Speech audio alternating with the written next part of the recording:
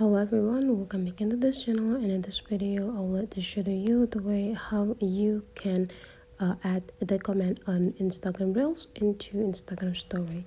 So you just need to open your Instagram application. Make sure that your Instagram is already updated into the newest versions.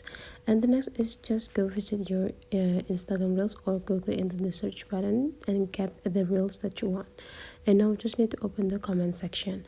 And the device that I use today is iPhone. The way how you can add the comments here into your Instagram story is just by slide into the left side, and they could be this icon plus button inside of the circles, and then you just need to tap on it, and they could be seen or looks like this.